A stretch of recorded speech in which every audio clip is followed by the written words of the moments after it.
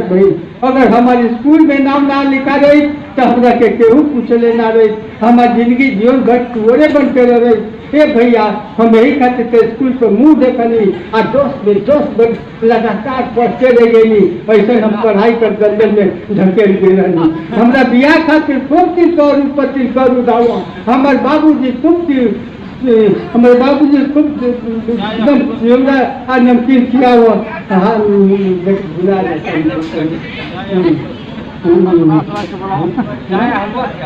हलवा किया हुआ अपन अपन खुदे बरसर देखाओ। हमारे लड़का यूनिवर्सिटी में पढ़ता, बहुते तेज बा सर का कंपटीशनों में बैठता। ये कुछ के डिग्री से रंग बिरंग का मुँह बनाओ। कब कब हमारे बाबूजी हमके तिलकरू के सामने ऐसे खड़ा कराओ जैसे कोई मुजिम कटघरा में मुँह लटकौले खड़ा होता।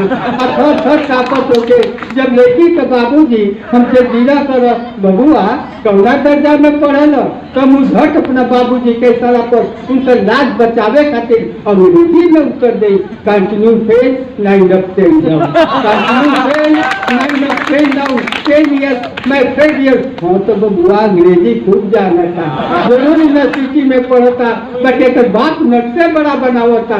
फिर दहेज ऐसे खातिर हमारे बाबूजी बड़पन का बिगुल बजाओ।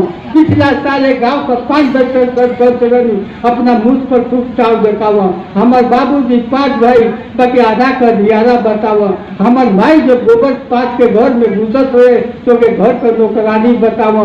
10 बीघा खेत के 100 बीघा बतावा।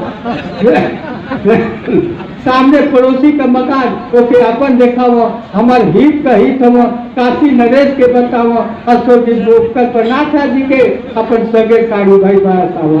और उहे बतलाई अगर उहे का हमारे मौसा रहती तो हम 10 में 10 काहे देना प्रोजेक्ट रहती। हमारे बियाह कोनो राजा बाबू को घर में न भरे लौटे पूरे में भरे।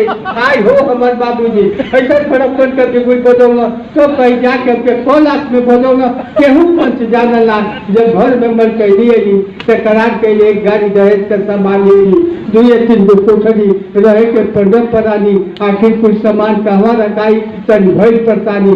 सोफा घोटहुल में रखाई, पलंग घोटहुल में सजाई, मोटरसाइकिल भाड़ा में दियाई, फ्रिज टीवी पंखा वगैरह एक बोरा में बंधाई। काहे कि घर में लेने नहीं रहे, ले घर से बाहर तो में करंटे ना रहे। आज जब करंटे ना तो कुर्सियों लगा कुछ बेकारे रहे। इतना कुछ दहेज हेरा देला पर हमरा भाई बाबू का ना बैठ तो रोज ओढ़न पर ओढ़न कुछ ना मिलल दहेज। हमार नाक कटा गई। अंत में लोग किसिया के पतोही के देही पर किरासन तेल छिड़क के लोग लगा दिए सलाई और रोगियों बतलाई। अगर ये रही हालत पूरा समाज का तो खड़की ना के ऊपर कलाई ना के ऊपर मांग भराई डूब जाई अपन संस्कार। अब रोगियों बतलाई कैसे चली संस्कार, कैसे चली संस्कार।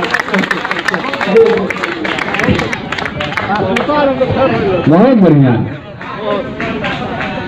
बबुरंग जी की कविताओं की एक विशेषता है और हमारे क्षेत्र के हास्य कवियों की विशेषता है। आप लोगों ने ध्यान दिया होगा, हंसते हंसते रुलाने की नौबत ले आ देते हैं। पहले खूब हंसाते हैं, उसके बाद गंभीर कर देते हैं। आज का जो दौर है उसको मैं कहता हूँ, जो वर्तमान कवि मंच है वो चुटकुलाग्रस्त दौर से गुजर रहा है। चुटकुलाग्रस्त दौर चल रहा है कविता का, और उससे हमारे क्षेत्र के जो हास्य कवि हैं उससे